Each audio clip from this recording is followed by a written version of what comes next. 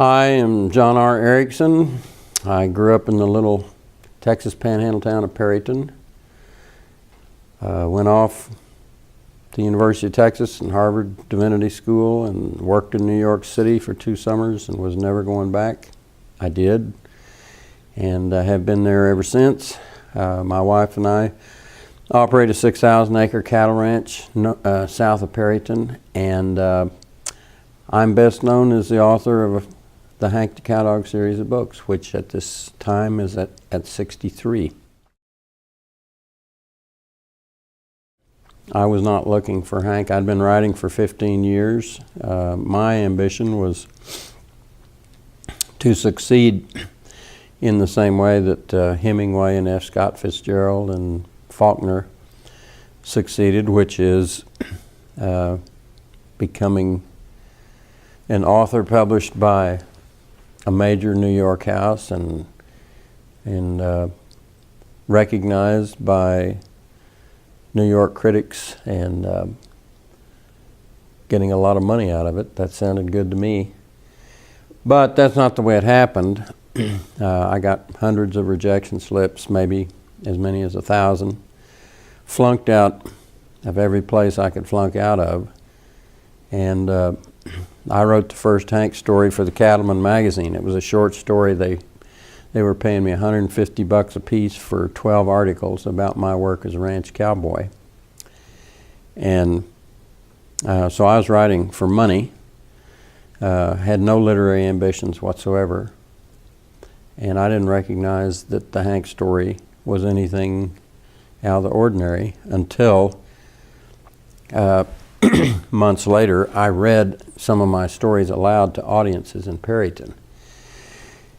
And I didn't think the Hank story was as good as some of the other stories, but audiences did, and they said, "You got to do more with that dog." And if I hadn't done those free programs, and if they hadn't been so enthusiastic, I don't know that I would have ever recognized the uniqueness of the Hank set of characters. But people in my hometown, they were not literary critics. Most of them probably didn't go to a bookstore more than once a year if they went that often. A lot of them had quit reading fiction, New York Times bestseller fiction, for the same reason I had, which was it was all disgusting, and or most of it. So these were not what you would call literary people, but they recognized what was good in those stories, and I was smart enough by that time to listen to what they said.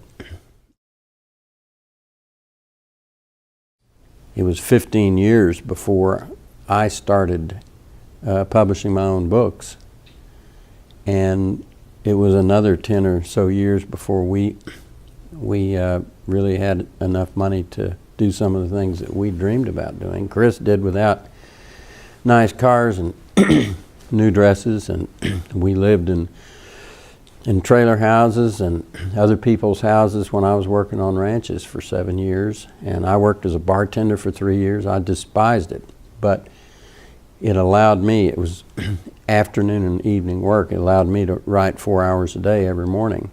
And I did that 7 days a week. I was writing for 15 years, and 95% of everything I wrote has gone to the trash. It's a very depressing statistic, but as I say, if it was easy, everybody'd be looking good. It wasn't easy. It was very difficult. It was extremely depressing to go to the mailbox for all those years and get form rejection slips from virtually every publisher in the United States, I suspect. And it makes me wonder what kind of fool would keep going in spite of that. And I don't know. That's a kind of a mysterious question. I told the group last night that one of the most important things anybody ever told me about writing came from my mother, who never went to college and never wrote anything longer than a letter. But she recognized that I had a talent for something. We didn't know that it was writing. But she read a lot of Bible stories to me, and my heroes when I was 5 years old were either from the Texas Revolution or the Old Testament. And so Samson and King David and Samuel, Moses. Moses was my hero. I really wanted to be Moses when I grew up. But she told me one day, or several days probably, that God had given me a gift and I should always protect it and use it wisely. And only a mother could say that and have a child have it burned in his memory 35 years later when he was sitting at a mailbox on a country road reading a rejection slip that said, "We regret to inform you." But that's something mothers can do, and nobody else can do it. The President of the United States could have told me that, and I would not have believed him. So it was very important that she had time to give me at a time when I was open to it. Now, when I was a donkey at the age of 15, I wouldn't have listened to anything she said. But when I was 5, I was very attentive. My mother was a woman who believed that I was more important than going to a job, working for a law firm, say. She was smart enough to have done that if she wanted to, but she gave me her best time at a time when I was open to benefit from her knowledge and wisdom. She was there in times when I wasn't. That's part of the job.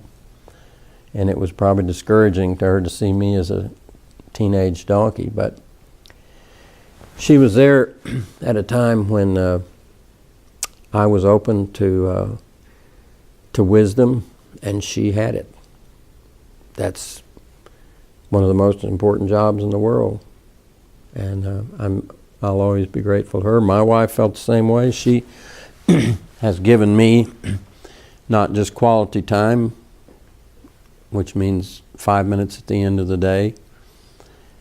She was there. She gave me her best time. Whenever I needed her, she was there. She's done whatever I needed her to do.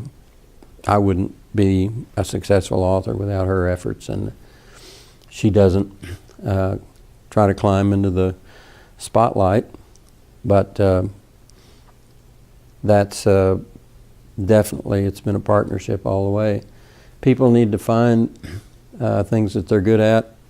Our culture doesn't offer much encouragement or rewards for women who want to stay home and homeschool their kids or be mothers, cooks. My wife is an expert quilter, and she's a photographer. She does things. She's a wonderful cook. She's a nutritionist. Those are things that our culture doesn't reward much, but they're extremely important. And the thing is, they all have roots down into that first sentence of Genesis. If we don't believe that first sentence in Genesis, none of it. It's all absurd.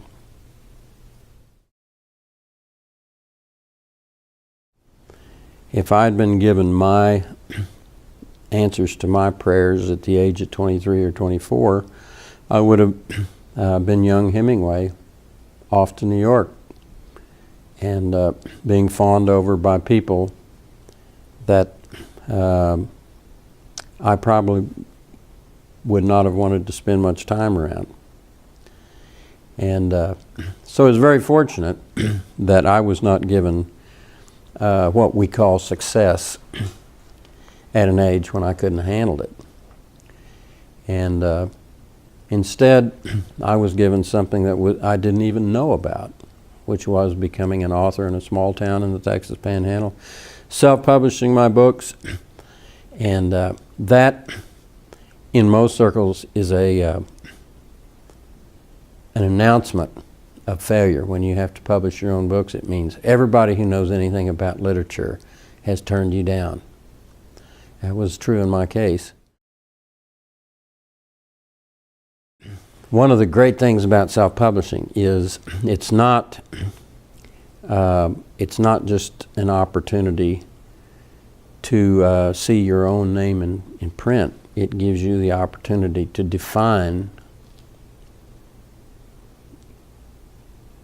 give your own definition to what is great writing and great literature.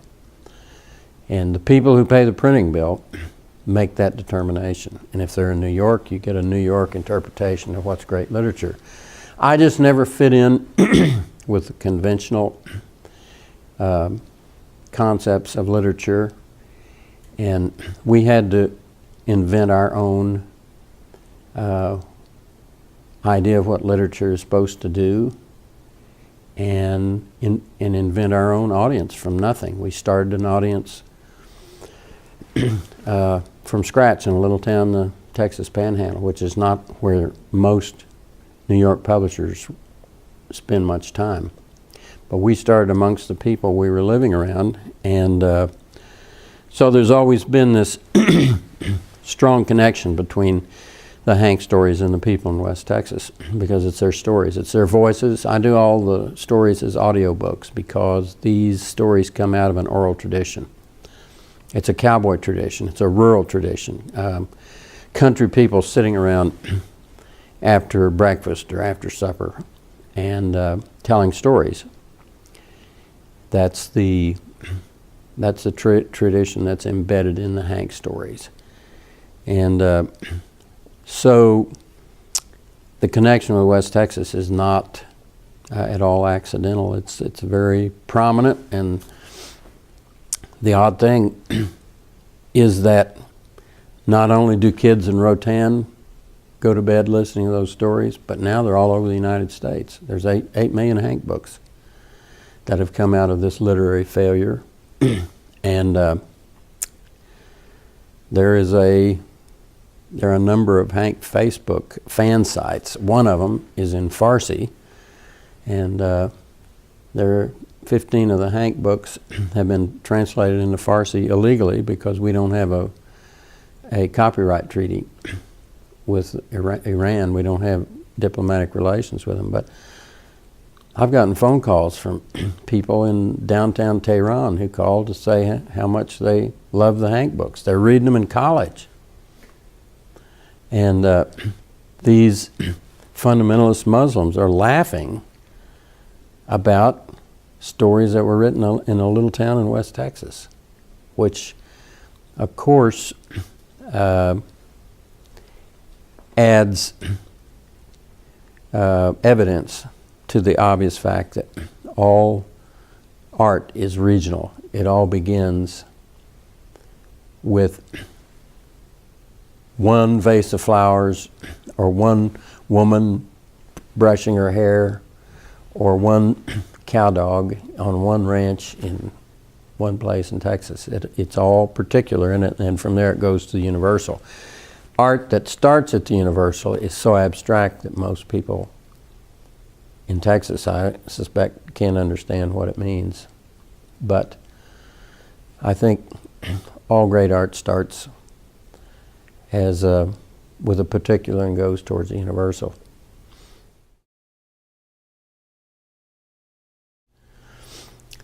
I do think we were put here for a reason. It's not always obvious why, but that's part of our job, is to figure out why we're here. Everybody can't be a successful writer, and thank heaven, because I wouldn't want to live in a world full of writers or artists or filmmakers. We need people like my son-in-law, who was a very poor student, could hardly read when he got out of high school, but he has a passion for gardening, for growing things, for the relationship between bees and pollen and vegetables and nutrition of the human body. That's really important stuff. I would never try to teach anyone about writing if they didn't believe the first sentence in the Bible, because if they don't I have nothing to tell them about my approach to art, because my approach to art would be meaningless without the first sentence in Genesis. Second thing is,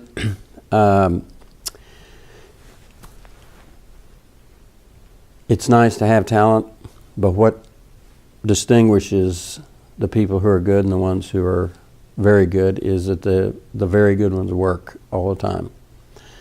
Every day. I write every day. And I write even when I don't have anything to write.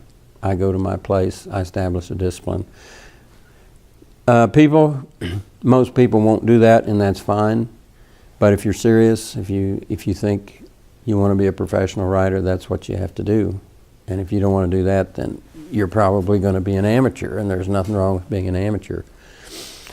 Another thing I would advise to writers is don't ever write anything that would shame your mother. That's a simple doctrine, but that says a lot.